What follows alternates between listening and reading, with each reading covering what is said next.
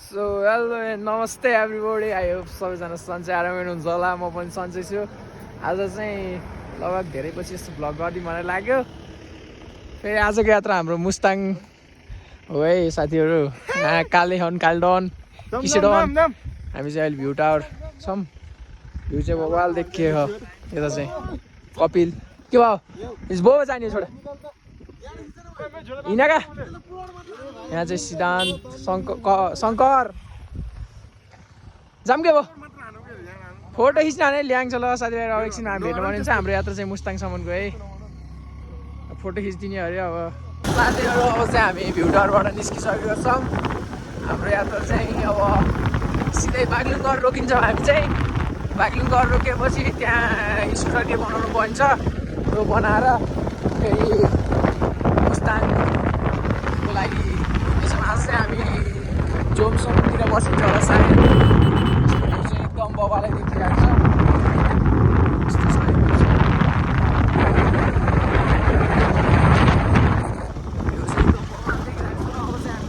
बाग्लुङ घर भेट्न पर्ने हुन्छ अहिले चाहिँ हामी बाग्लुङ आएर तेल सेल हाल्यो ढक्क फुल तयारीका साथ अब चाहिँ हामी बेनी खाना खान रोकिन्छ अब हामी चाहिँ सिधै अब चाहिँ हामी सिधै बेनी गरेर खाना खान रोकिनु पर्ने हुन्छ त्यसपछि चाहिँ मुस्ताङ गरेर अब चाहिँ बेनी गरेर भेट्नुपर्छ है ल साथीभाइहरू अब चाहिँ हामी यहाँ बेनी आएर खानासाना हानेर अब चाहिँ हामी ठक्क लाग्न पर्छ अब हाम्रो गन्तव्यसम्म हामी चाहिँ अब हाम्रो गन्तव्यसम्म जानेछौँ अब बाटोमा के कस्तो भ्यूहरू देखिन्छ त सब हजुरहरूलाई देखाउने छु हाम्रो केटाहरू चाहिँ रेडी गरेर यहाँ बसिसक्यो नि चाहिँ एकजना हुँदैछ अब चाहिँ कपिल सर के छ ठिक छ नि ल जाऊँ ल शङ्कर जाऊँ ल अब चाहिँ एकछिनमा भेट्न भनिन्छ है ल गाइज हामी चाहिँ अहिले रुप्से झर्ना सीमा आइपुग्यो है निकै नै भिड छ यहाँ रुप्से झर्नामा आइसक्यो हामी चाहिँ त्यही हो लास्ट अघि गइयो होइन हाम्रो आजको बसाइ चाहिँ जोमसोमतिर होला जस्तो छ रुप्से झर्नामा आइपुग्यो जस्तो रहेछ हेर्नुहोस् है अगाडि सन सिद्धान्त मन्दिर केटाहरू अरू किनार यताभित्र चिरिसकेको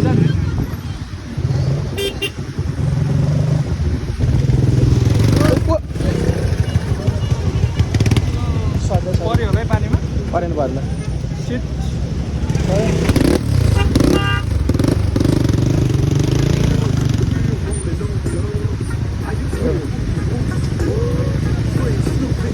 हामी चाहिँ अबको बसाइ चाहिँ आज हाम्रो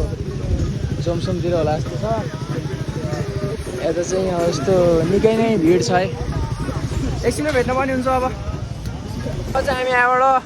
निस्किनु पर्ने हुन्छ है ठोक ठोक ल है ल केटाहरू स्मार्ट ल अब म पनि लाग्नु पर्ने हुन्छ यहाँबाट अब चाहिँ हामी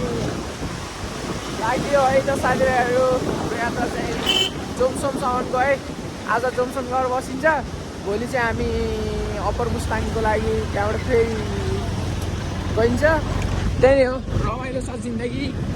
2 दिनको जिन्दगीमा रमाइलो गर्ने केटा हो ट्याक्टु अगाडि केटाहरू उठी गयो नै अझ हामी माथि नै गरेर भेट्नु पर्ने हुन्छ ट्याक्ट फाइनली कागबेनी आइयो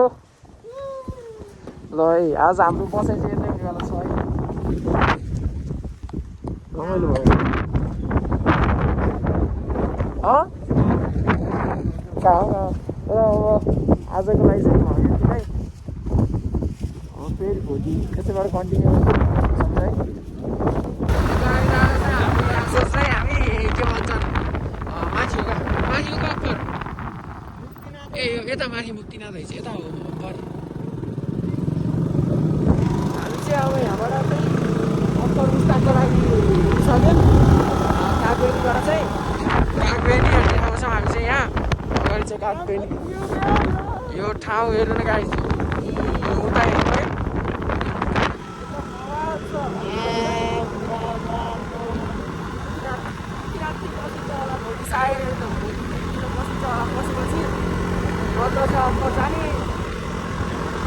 जाने फर्किने त्यही हो बवाल छ भ्यू चाहिँ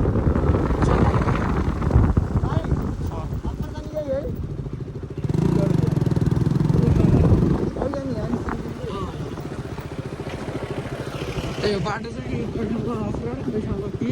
एकदम बवाल छ 20 किलोमिटर पछि चाहिँ सबै बाटो चाहिँ अफरोड नै हो रे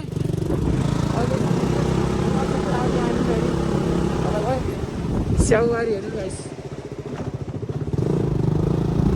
कतै छैन कि बुस्ताङ जस्तो रोड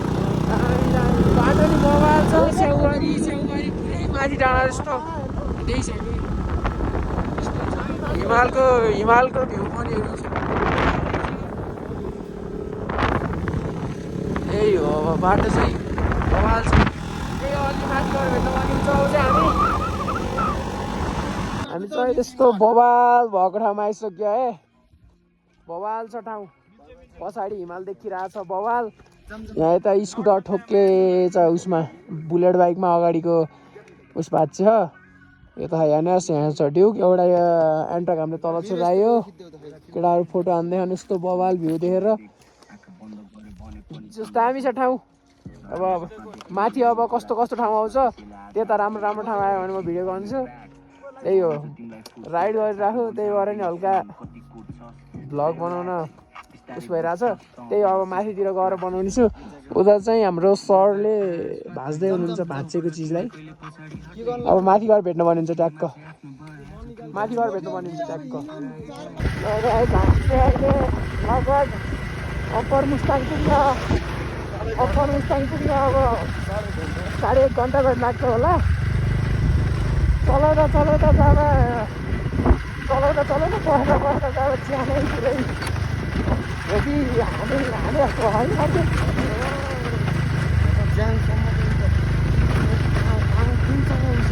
पुरै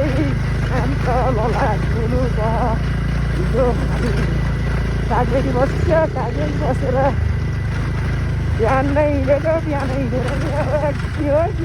यति बेला पुग्ने बेला हो अझै 1-1.5 घन्टा लाग्छ होला त्यही यो बवाल छ यो ठाउँ चाहिँ केही छैन अरे एउटा बुटो सुत्त छैन यार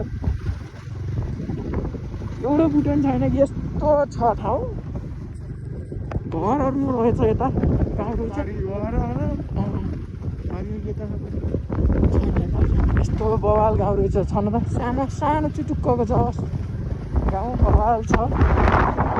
ठाउँ नि बवालै छ यस्तो एउटा छैन यार एक बजी अगाडि गइसक्यो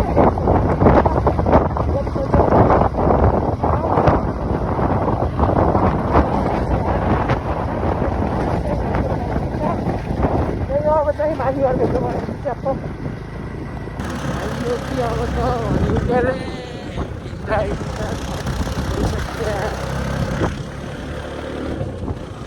अरे कतिवटा डाँडा पऱ्यो यो आइसक्यो यार बाइक यहाँ बस्नु पर्छ